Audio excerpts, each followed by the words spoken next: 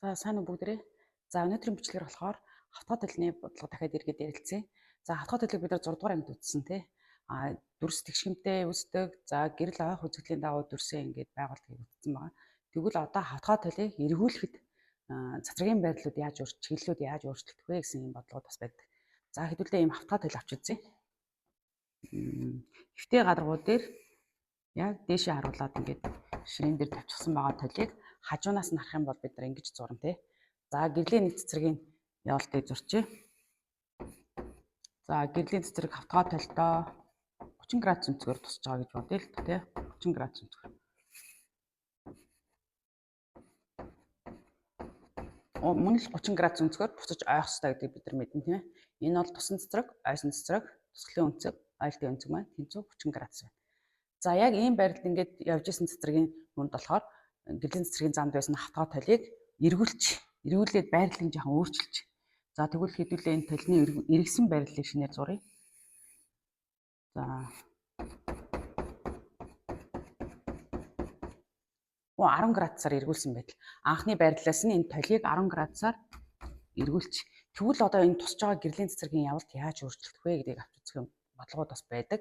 За мөн анхны ойсон цэцэрэг толь эргүүлсний дараах ойсон цэцэрэг хоёрын хоорондын хэдэн градусын зөрүүтэй байх вэ гэдэг юм тийм бодлогод ч үзье. За тэгээ 10 градусаар зөрчгөр одоо бид нар яг үгээр толь маань байрлалаа өөрчилсөн учраас тусгалын цэг маань хэврээ байна. Тэгэнгүүт бид нар яах ёстой вэ гэхээр нормал шулуун өөрчлөгдөх ёстой гэсэн үг тийм. Өмнө энэ толтойгоо яг бэхэмтлэр байх ёстой нормал шулуун байна. Тэгэхээр яг энэ тусгалын цэгээс энд 10 градусаар анхны нормал шулуунаас 10 градусаар хазаасан нормал шулуун зурагд. За одоо ингээд толь эргүүлсний дараах тусгалын өнцөг хэд болж байгааг харж болно. Толь эргүүлсний дараа тусгалын өнцөг маань анх 30 байсан 10 градусаар хазаасан гэхээр 30 дээр нэмхэн 10 буюу 40 градус болчихно. 40 градусын тусгалын өнцөгтэй болчихлоо. Одоо тэгвэл буцаад 40 градусаар ойх ёстой тий. Буцаад ойж байгаа цэцрийг нь бүгс нөр өнгөө зурчээ. За энэ манай толь эргүүлсний дараа ойсон цэцрэг. За энэ болохоор манай өмнө нь ойсон цэцрэг гэсэн үг.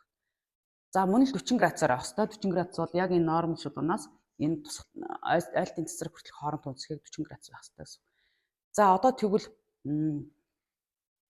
тусгалын ойлтын өнцөг ч гэсэн 40 градус л байна гэсэн. Тэгээ нормал шулуунтайгаар харьцаад 40 градус байна.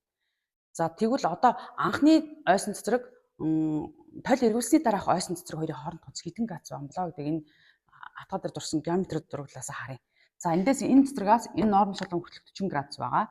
За энд болохоор энэ хуучин ойсны цэцрэг энд 30 градус байгаа. Энэ 10-ыг хасчихаар энэ зай 20 градус болчихж байгаа тийм. Зураг жаахан баримтгүй харагч. За эндээс энэ хүртэл 40 градус гэхээр энэ хоёр цэцрийн хоорондох зай 20 градус байна.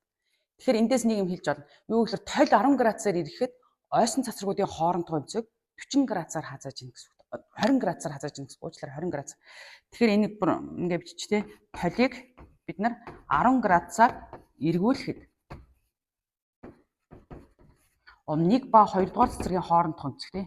1 ба 2 дугаар цэцрийн хоорондох өнцөг 20 градусын зөрүүтэй болчихно гэсэн үг. Ойлт тусгалын ба ойлтын өнцгүүд нь бол хоорондоо тэнцүү 40 градус буюу анхны тусгалын өнцгөөс 10 градусаар нэмэгдсэн боловч хоёр цэцрэгүүдийн хоорондох ойсон хоёр цэцрэгүүдийн хоорондох өнцөг нь 20 градус болж өөрчлөгддөг байна. За яг энэ бодлогын уруу бодлогод бас байдаг. Яадаг вэ гэхээр одоо толио яаж байрлуулах вэ тухай яригдчих болно. Өөрөөр хэлбэл гэрлийн цэцрэг одоо энэ дээр тусан цэцрэг гадаргуу дээр ингээд тусаад одоо ширээний гадаргуу дээр ч юм уу тийм ингээд буцаад ойжж болно. Тэгтэл одоо энэ гэрлийн цэцрийн чиглэлийг өөрчилж болдог. Толь ашиглаад тий. Толь ашиглаад гэрлийн цэцрийг яг энэ ширээний гадаргын дагуу явуулмаар байна. Тэхийн тулд хэдэн градусаар энэ толийг байрлуулах вэ? Энэ ширээний гадаргуудаа ямар өнцөг үүсгэж байрлуулвал энэ тусан цэцрэг яг ширээний гадаргын дагуу ингээд ойгоод буцаад явах вэ гэсэн юм бодлого болж болдог байхгүй. За ийм тохиолдолд яах вэ гэхээр толио одоо бид нар байрлал. Өмнө нь болохоор ингээд байрлалцсан толийг ингэж хөдөлгөж байсан бол одоо энд бид нар яах нь гэрлийн цэцрийн явалтын чиглэлийг харж агаад толио байрлуулах гэж байгаа юм бодлого байхгүй. За тэгэхээр одоо яах вэ гэхээр бид нар ямар өнцгөр байрлуулахыг мэдэхгүй юм чинь энэ өнцөг яач. Тэгчингүүд одоо энэ манай тусан цэцрэг тий. За энэ манай ойсон цэцрэг байх хэвээр. Өмнө нь бол ингэж айж ирсэн нэг нь цацрагийн чиглэлийг өөртөөд ийм болгох гэж. Ойсон ба тусан цацрын хооронд бол нормал шулуун оршдог тий. Энэ бол яг дундаж өнцөг нь байх хэвээр тий.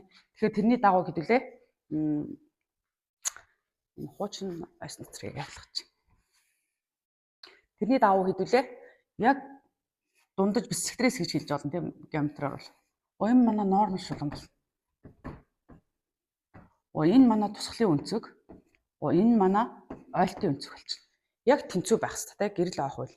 Тэгэнгүүт нормал шулуунтай перпендикуляраар бид нар толио байрлуулж байна. Нормалтойгоо перпендикуляр байралтай яг 90 градус гэсэн толио ингэ байрлал. Ингээд бид нар одоо энэ өнцгийг ол гэсэн бодлого болчихж байна. Энэ өнцөг хэдвэ? Энэ хэвтэж ширээний гадархтаа толгины үүсгэсэн өнцөг хэдвэ?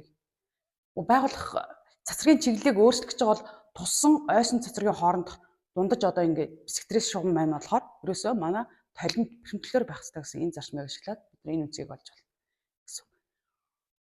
Толины эргүүлэлттэй холбоотой ийм бодлогод бас байж болох нэ.